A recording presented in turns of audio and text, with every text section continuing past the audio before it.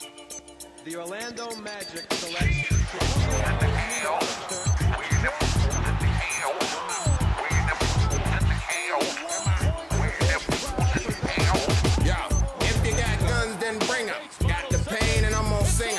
supreme, and I mean to be the dream of this. Everybody know that I'm scandalous. Feel that? Pop, pop, pop.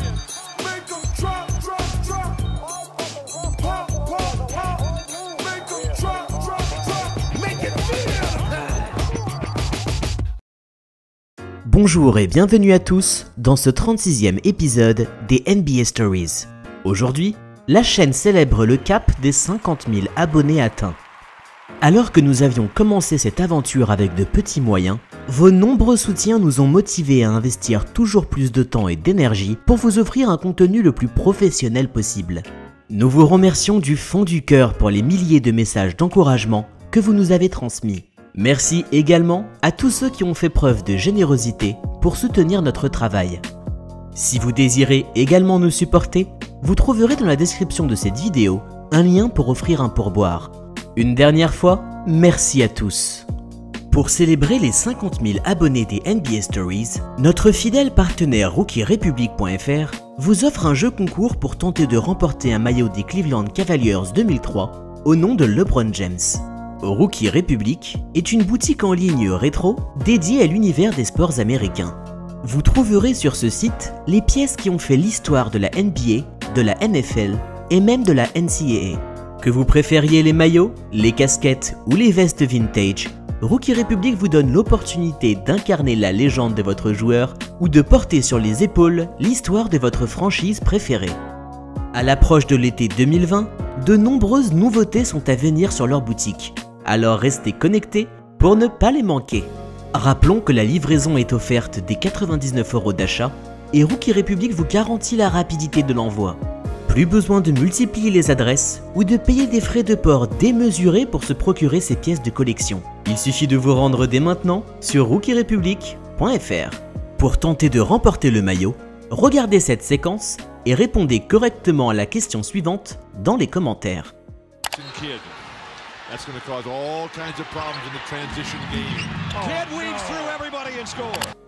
De quelle finale NBA ces images sont-elles extraites ? Le vainqueur sera tiré au sort parmi les bonnes réponses dans les commentaires et annoncé dans le prochain numéro des NBA Stories. Bonne chance à tous! Aujourd'hui, nous allons revenir sur l'une des plus belles aventures de l'histoire des playoffs NBA menée par les Cavaliers de LeBron James. Sans vous gâcher le plaisir de la découverte, mettez-vous à l'aise et voyagez avec nous au cœur de ce fabuleux récit. Notre aventure débute dans l'Ohio, au milieu du XXe siècle. Comme d'autres États du Midwest américain, l'Ohio était alors un foyer industriel du pays. De la sidérurgie à la confection automobile, cette région faisait véritablement figure de moteur des États-Unis et connaissait alors une activité bouillonnante. Fuyant la pauvreté et la ségrégation, de nombreux Afro-Américains du sud du pays migrèrent vers l'Ohio dans l'espoir d'un avenir meilleur. Cet exode bouleversa la démographie de l'État. Et Cleveland, sa plus grande ville, était ainsi la 7e la plus peuplée des États-Unis, loin devant Boston, San Francisco ou même Houston. Mais à partir des années 1970, la désindustrialisation du pays attaqua de plein fouet l'Ohio, qui vit alors son taux de pauvreté et de criminalité croître de façon drastique. Désormais, le Midwest américain n'était plus une région au cœur de l'innovation, mais un gouffre dont la population blanche s'empressa de fuir. Si le sport est l'opium du peuple, voilà une drogue dans laquelle les habitants de l'Ohio ne pouvaient pas se réfugier. Berceau du football américain, l'équipe locale des Browns ne participa pas aux playoffs durant presque toute la décennie 1970. En 1987, ils réussirent toutefois à se glisser jusqu'en finale de conférence. Mais une perte de balle dans les tout derniers instants de la rencontre causa leur défaite contre Denver. Cet événement fut vécu comme un traumatisme par les habitants de Cleveland qui croyaient faire face à une véritable malédiction. Cleveland, once again, cannot stop the curse and seem doomed to stay forever a city of losers. Du côté de la balle orange, la récente franchise des Cavaliers débuta son histoire de façon cauchemardesque et n'attira ainsi que très peu d'engouement. De 1970 à 1984, l'équipe ne participa que 3 minuscules fois aux playoffs, sans jamais parvenir à se glisser jusqu'en finale. Mais l'ambition était de mise au crépuscule des années 80, où les Cavaliers réussirent à se positionner en tête de la conférence Est. Menée par Brad Daugherty et Mark Price, l'équipe de Cleveland finit la saison 1989 à la 3e place de la conférence Est, avant de se confronter aux Bulls de Michael Jordan au premier tour des playoffs. Donnés favoris, les Cavaliers se firent finalement éliminer sur un tir mythique de Michael Jordan dans les toutes dernières secondes du match 5.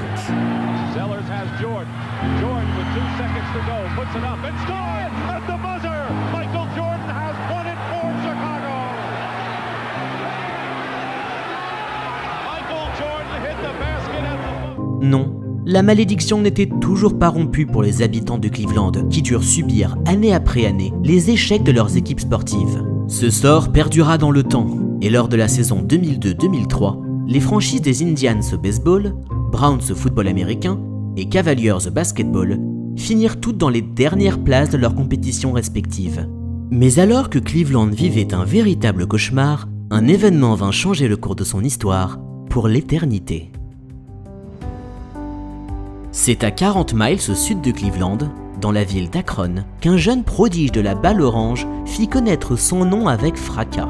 Né dans la ville le 30 décembre 1984, LeBron Raymond James fut élevé par sa seule mère, qui n'avait que 16 ans lorsqu'elle l'a mis au monde. Le père de LeBron était un criminel qui ne fut presque jamais présent dans la vie de sa progéniture. Voyageant d'appartement en appartement dans les quartiers malfamés d'Akron, l'enfance du jeune LeBron fut épineuse et difficile. Alors qu'elle éprouvait grand mal à trouver un emploi stable, la mère de James décida de confier son fils à Frank Walker, un coach de basketball qui prit LeBron sous son aile alors que celui-ci était âgé de 9 ans. En plus d'une stabilité, le jeune James découvrit rapidement une véritable passion pour la balle orange qui devint une obsession à ses yeux.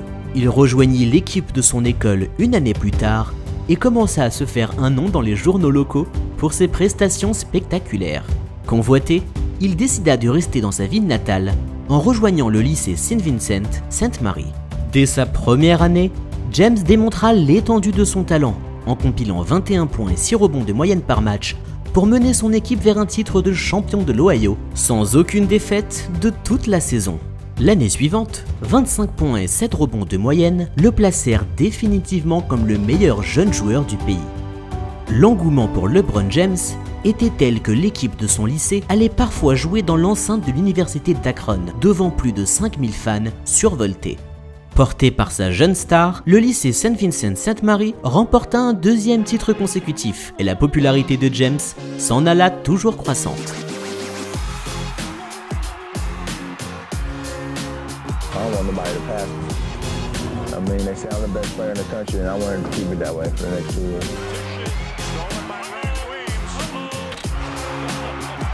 I just wanted to play my game. My game is to, I can score, but I can pass too, and I can rebound. I can do so many things that can help my team win. All the time, great vision. The ball's an extension of his mind. Oh, he knew he had that one too. Uh-oh, then it's just pumping time. He knows he's good.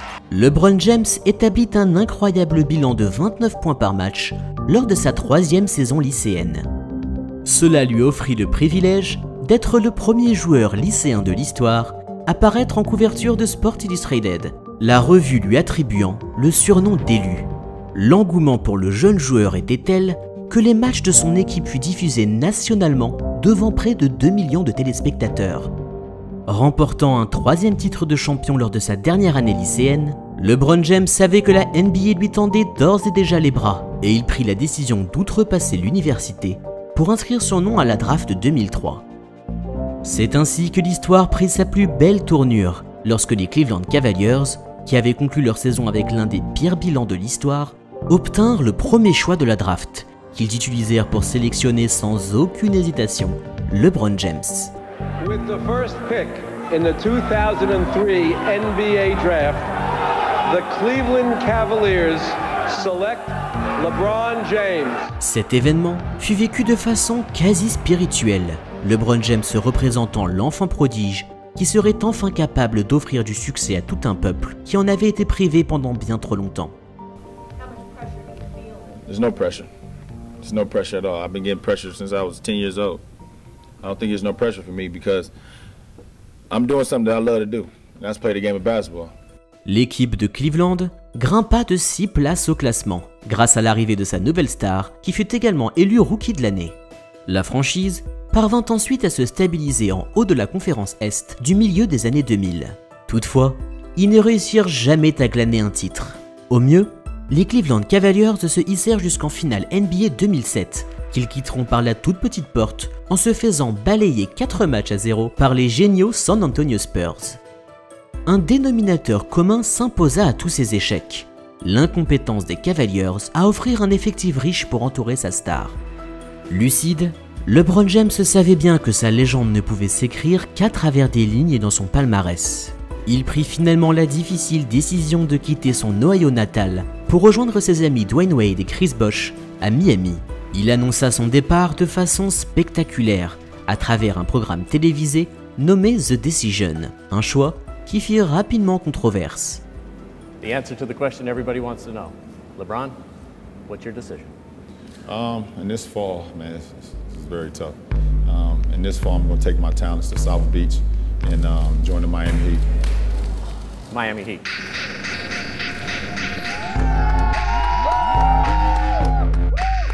I feel like my heart's been ripped out, stomped out and everything. Like, I feel like I'm in a dream or a nightmare right now. Like, I can't even believe this happened. What is the future for Cleveland sports? I just want to say, I'm a big LeBron fan, and this is the worst thing that could have ever happened to me. And I just want to say that I hope that LeBron doesn't win a championship in Miami. We've supported him for 7 years now, and for him to go on there and drag us through the mud for 7 years and stab us in the heart, he deserves everything he gets. I hope he never wins anything in Miami. Les supporters en colère de Cleveland furent heureux de voir James échouer en finale 2011 contre Dallas, bien que Miami fût donné grande favorite de ce duel. Quelques mois plus tard, les Cavaliers sélectionnèrent le génial meneur Kyrie Irving en première position de la draft 2011, ainsi que le puissant pivot Tristan Thompson 3 places plus tard. Ces arrivées prometteuses ne se traduisirent pas dans les résultats, et encore une fois, les fans de Cleveland durent contempler leur équipe dans les abysses de la ligue. Au sud du pays, la soif de victoire de LeBron James n'en fut que plus grande suite à son échec face à Dallas. Il remporta ainsi 2 titres consécutifs les années suivantes, avant de s'incliner en finale face aux Spurs. Malgré le soleil et le glamour de Miami, LeBron James ressentait un véritable manque pour sa région natale, avec une sensation d'un devoir restant à accomplir. C'est ainsi qu'il décida de faire son grand retour à Cleveland, un choix annoncé cette fois-ci de façon bien plus sobre. Dès lors que cette annonce fut rendue publique, une véritable frénésie s'empara de l'Ohio, qui voyait alors le retour à la maison de son enfant prodige. Un adage nous apprend qu'une mère pardonne toujours son fils, et c'est de cette même façon que le peuple de Cleveland excusa l'infidélité de l'idole LeBron James, qui fut accueilli de manière triomphale. That means the city's gonna get some life back. All right, we know how to do it here in Cleveland, and guess what? We're about to do it big. I'ma do what makes my city and my state happy, and that's why I came back. I love you. I'm back.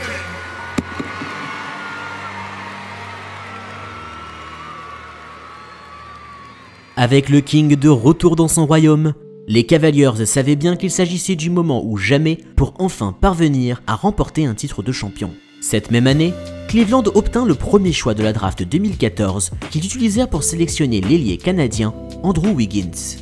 Avec leur vedette soufflant ses 30 bougies, les Cavaliers décidèrent de troquer promesse pour confirmation. Ils envoyèrent ainsi leur jeune recrue en direction du Minnesota en échange de Kevin Love, un intérieur agile qui forma instantanément un Big Three aux côtés de James et Kyrie Irving. C'est en croisade que LeBron rejoignit le centre d'entraînement de Cleveland avec l'ambition de porter son équipe vers les sommets de la ligue. Bien que roi de son sport, James ne pouvait pas porter toute l'équipe sur ses épaules et Kyrie Irving endossa à la perfection son rôle de lieutenant.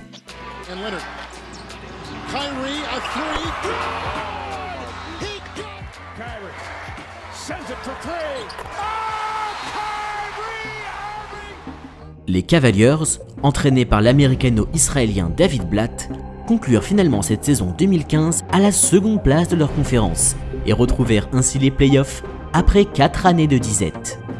Malgré la blessure de Kevin Love, Cleveland élimina sans grande difficulté Boston, Chicago puis Atlanta pour se hisser jusqu'en finale NBA face aux Golden State Warriors.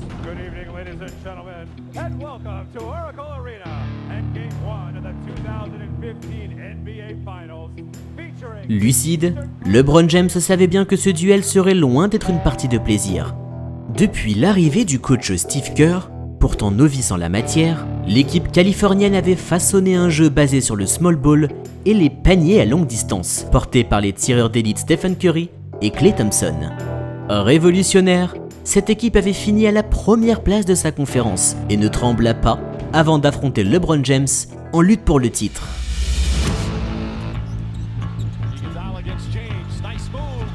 Autant d'intensité, la première rencontre alla jusqu'en prolongation, que les Cavaliers perdirent toutefois, malgré les 44 points inscrits par James. Surtout, une blessure de Kyrie Irving le priva de la suite des finales, un événement qui plongea les fans de Cleveland dans le pessimisme suite à ce nouveau coup du sort. Porté par un LeBron James au sommet de son art, Cleveland gagna les 2 rencontres suivantes, mais s'inclina ensuite 3 fois consécutivement pour offrir le titre à leur adversaire. Encore une fois, les Cavaliers furent frappés par la malchance et Cleveland continua à décrire sa triste réputation de perdant.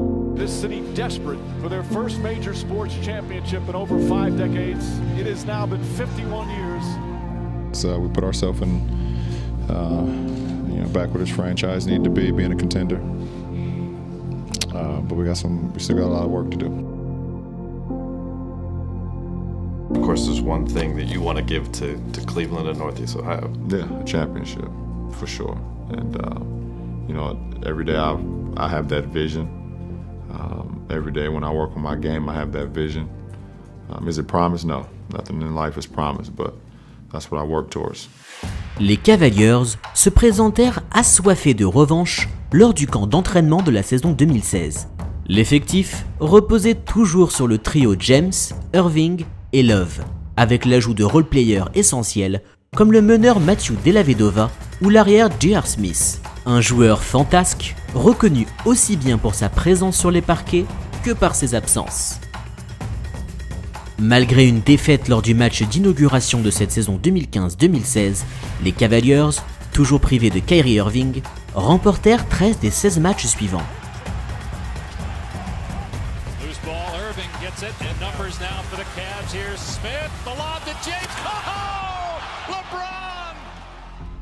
Cette belle série de victoires fut rompue par un mois de décembre difficile, qui démontra des lacunes certaines dans le jeu de Cleveland. Surtout, l'équipe perdit 2 fois contre Golden State, leur plus grand ennemi, à qui ils avaient juré revanche. Une humiliante défaite par près de 30 points contre les Warriors fit comprendre à la direction de la franchise qu'une décision radicale se devait d'être effectuée. C'est finalement sous le feu des critiques que les Cavaliers firent le pari de licencier David Blatt, alors que l'équipe trônait pourtant en première place de sa conférence. David Blatt, what happened to him was really unfair. They made it to the finals last year. They had the best record in the Eastern Conference this year. I thought it was totally unfair. C'est à Tyronn Lue que Cleveland décida d'offrir la casquette de coach, bien qu'il n'avait aucune expérience en la matière. Pour beaucoup d'observateurs, ce choix étrange résidait dans l'expérience de Lue, qui fit partie d'équipes championnes lors de sa carrière de joueur. Que ce soit aux côtés de Shaquille O'Neal aux Lakers ou Michael Jordan aux Wizards, Tyronn Lue ne manquait pas d'expérience dans la gestion d'un vestiaire. Surtout, il était clair que Cleveland voulait un entraîneur davantage soumis à LeBron James et qui ne lui ferait que peu d'ombre. Mais l'électrochoc tant attendu n'aura finalement pas lieu, les Cavaliers perdant 5 de leurs 8 matchs du mois de février.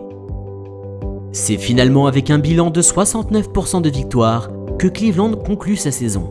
Assez pour finir à la première place de la conférence Est, mais bien loin pour prétendre être favori au titre.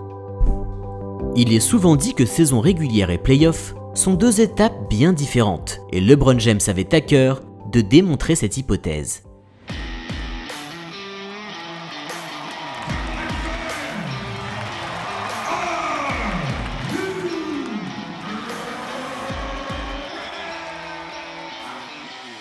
En mission, c'est face à la jeune mais vaillante équipe des Detroit Pistons que Cleveland devait obtenir son ticket pour le tour suivant.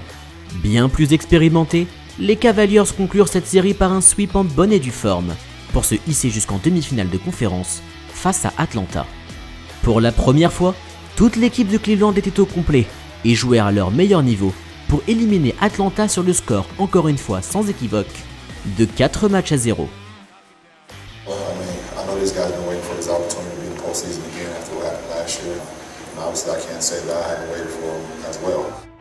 Pour retrouver les finales NBA, le dernier obstacle des Cavaliers portait le nom de Toronto Raptors, une équipe contre laquelle ils s'étaient inclinés par 2 fois en saison régulière. Dans une folle série de 8 victoires de suite en play-off, Cleveland remporta les 2 premières rencontres à domicile avant de perdre les suivantes au Canada. Avec le féroce désir d'offrir de nouvelles finales NBA à l'Ohio, LeBron James et les Cavaliers remportèrent les duels suivants par 38 et 26 points d'avance et continuèrent ainsi leur croisade vers le titre.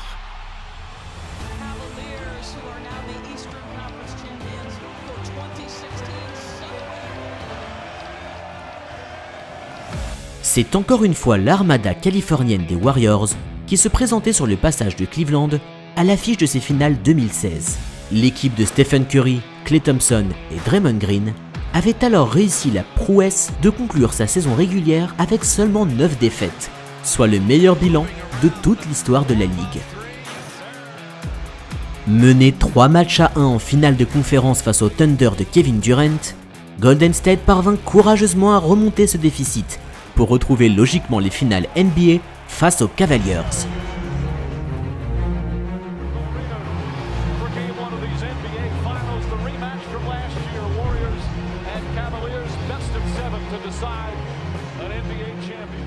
Pendant toute une année, LeBron James avait ruminé sa défaite en finale et n'avait qu'un seul objectif en tête, prendre sa revanche contre les Warriors.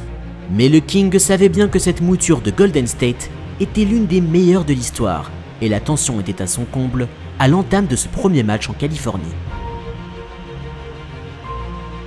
Malgré l'entame timide de Curry et Thompson, Golden State put compter sur ses précieux remplaçants le long de la première mi-temps pour rentrer au vestiaire avec une avance de 9 points. Alors que Cleveland remporta le 3e quart-temps pour recoller au score, l'équipe se vit ensuite littéralement dominée par l'agressivité des Warriors. Pas au niveau pour se défaire d'une telle intensité, les Cavaliers perdit finalement cette rencontre 89-104.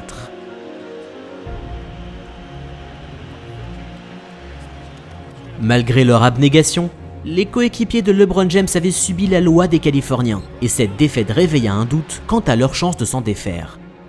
Le deuxième match de ces finales NBA ne fit que confirmer la supériorité des Warriors sur son adversaire. LeBron James et ses coéquipiers connurent un véritable naufrage et s'inclinèrent finalement par 33 points d'avance. Offensively and defensively, both physically and mentally, they just beat us at every. We didn't win anything. No points of the game did we beat them in anything. Even when we had an early lead, they beat us to 50-50 balls. They beat us pretty good tonight. Les Cavaliers retournèrent dans l'Ohio au pied du mur, une défaite sonnant presque assurément le glas de leurs espoirs de titre. C'est donc avec une féroce motivation que LeBron James et ses coéquipiers se présentèrent devant leur public en ce 8 juin 2016.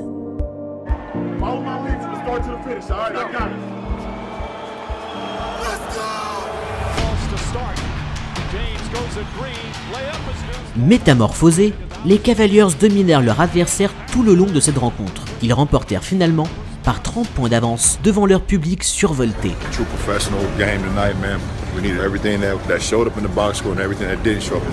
Les Cavaliers retrouvèrent leur enceinte 2 jours plus tard, avec aucune autre option que la victoire. En effet, s'incliner lors de ce match 4 permettrait à leur adversaire de mener la série 3 rencontres à 1.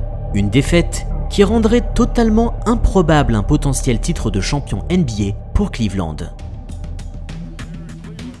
C'est avec cette épée de Damoclès au-dessus de leur tête que les Cavaliers débutèrent la rencontre. Sérieux et appliqués, ils suivirent le rythme infernal mené par les Warriors, et conclure le premier quart-temps mené d'un petit point. Alors que Stephen Curry avait performé à un niveau timide lors du début des finales, il entreprit ce match 4 en retrouvant sa précision et compila ainsi 14 points à la mi-temps.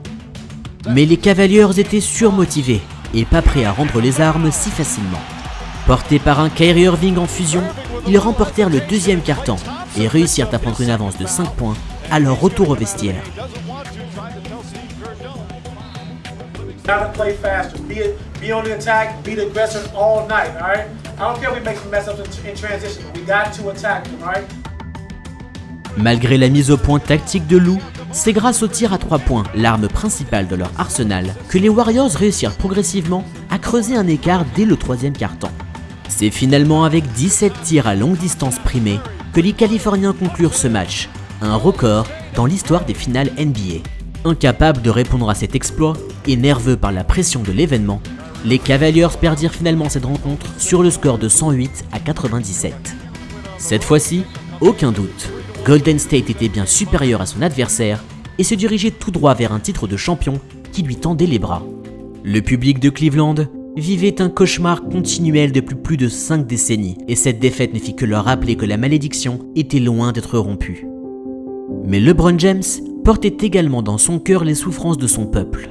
Son esprit voyagea à travers les désillusions de Cleveland.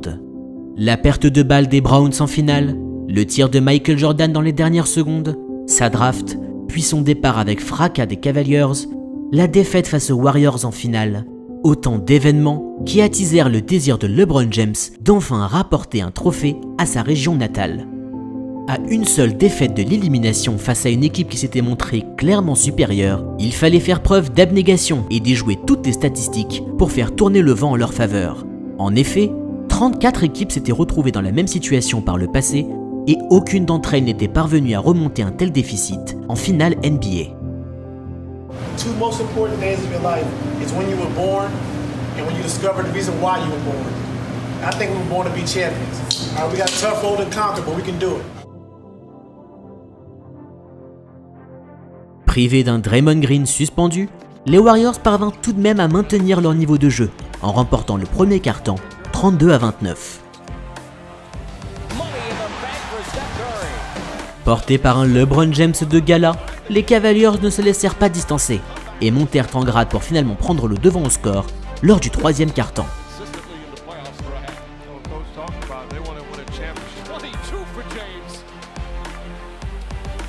Contrairement à l'année précédente, James pouvait cette fois-ci compter sur son lieutenant Kyrie Irving, qui ne dérogea pas à ses responsabilités en inscrivant la bagatelle de 41 points lors de ce match.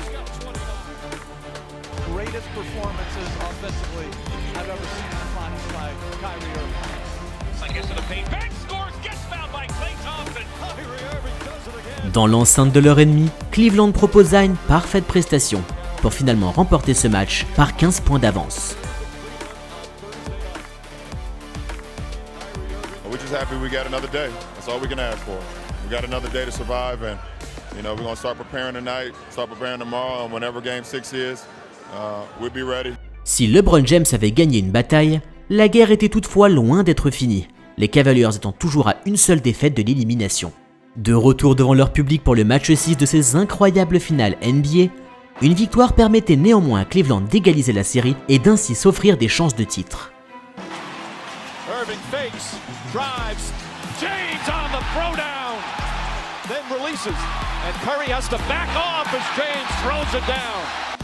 C'est sur les chapeaux de roue que les Cavaliers entamèrent leur rencontre, eux qui maintinrent leur adversaire à seulement 11 petits points lors du premier quart-temps.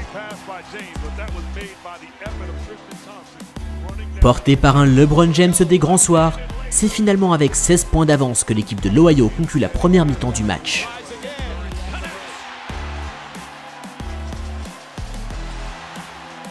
Encore une fois, c'est par une éruption à longue distance que les Warriors parvinrent à remporter le troisième quart-temps et à recoller au score de leur adversaire. Mais LeBron James n'était pas prêt à s'avouer vaincu devant son peuple et compila une incroyable feuille de statistiques faite de 41 points, 11 passes décisives, 8 rebonds, 4 interceptions et 3 contres. Impuissants face à la domination du King, les Warriors perdirent finalement cette rencontre par 14 points. En perte de confiance, les Californiens montrèrent d'étonnants signes de nervosité, ce qui coûta à Stephen Curry une expulsion en fin de rencontre. Alors que la planète du basketball avait déjà dit adieu aux Cavaliers, LeBron James porta son équipe pour parvenir à écrire l'histoire et ainsi s'offrir un match 7 aux allures de finale.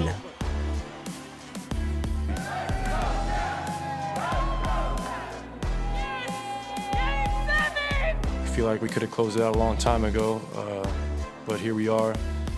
It's tied up 3-3 and we're going to be going back to home. So if you told us at the beginning of the season one game to win the championship in Oakland, we'll take that any day of the week.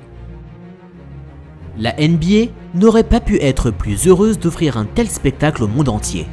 Les Warriors, la meilleure équipe de l'histoire portée par les Splash Brothers Stephen Curry et Klay Thompson, face aux Cavaliers du roi LeBron James et ses lieutenants Kyrie Irving et Kevin Love. Une incroyable affiche qui réunit 31 millions d'Américains devant leurs écrans. En ce 19 juin 2016, soir du match 7 des finales, aucun calcul approfondi n'était nécessaire. Le vainqueur sera sacré champion et écrira l'histoire de la NBA.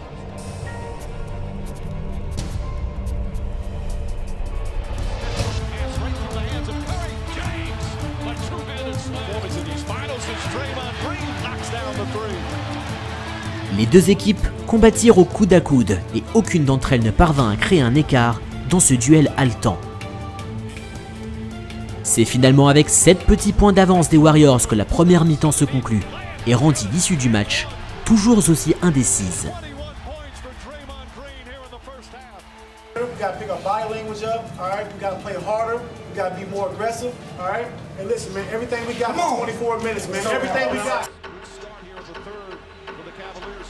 Surmotivés, les Cavaliers remportèrent le troisième quart-temps, ce qui leur permit de recoller au score à 12 petites minutes du buzzer final. Ce dernier quart-temps fut toujours aussi indécis, et c'est finalement à travers un panier à 3 points que James permit à son équipe de prendre les devants à 4 minutes 50 de la fin de la rencontre. Klay Thompson égalisa le score dans la foulée, à travers un panier plein de classe, mais l'incroyable se produit ensuite lorsque les Cavaliers empêchèrent à leur adversaire de marquer un seul petit point.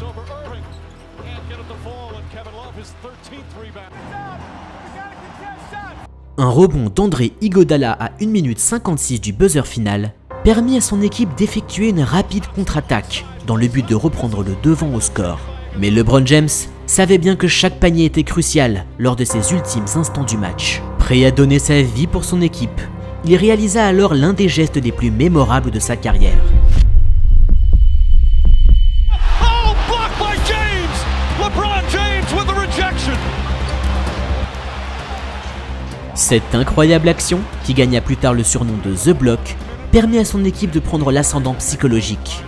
Avec le score égalé à 89 partout, c'est finalement Kyrie Irving qui, suite à un hypnotisant size-up dont lui seul a le secret, rentra un superbe tir à 3 points pour enfin débloquer la situation et permettre à son équipe de prendre les devants. Steve Kerr fit le choix de ne pas appeler de temps mort pour laisser son équipe trouver ses propres ressources. L'artilleur Stephen Curry réussit à s'offrir une fenêtre de tir à 33 secondes de la fin du match. Il s'élança et vit finalement son tir rebondir sur l'arceau. En manque de temps, les Warriors commirent une faute volontaire pour stopper l'horloge et un lancer franc de James sera finalement le point d'orgue qui permit à son équipe de prendre 2 possessions d'écart. Déboussolés, les Warriors ne purent rien faire des 10 petites secondes restantes et s'inclinèrent finalement dans ce qui est reconnu comme l'un des matchs les plus légendaires de l'histoire du basketball. It's over! It's over! Cleveland is a city of champions once again! The Cavaliers are NBA champions!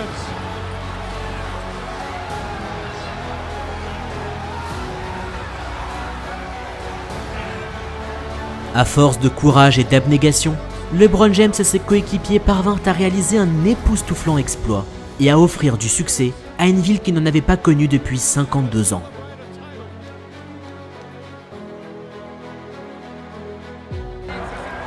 I gave everything that I had. I poured my heart, my blood, my sweat, my tears to this game, and Cleveland, this is for you.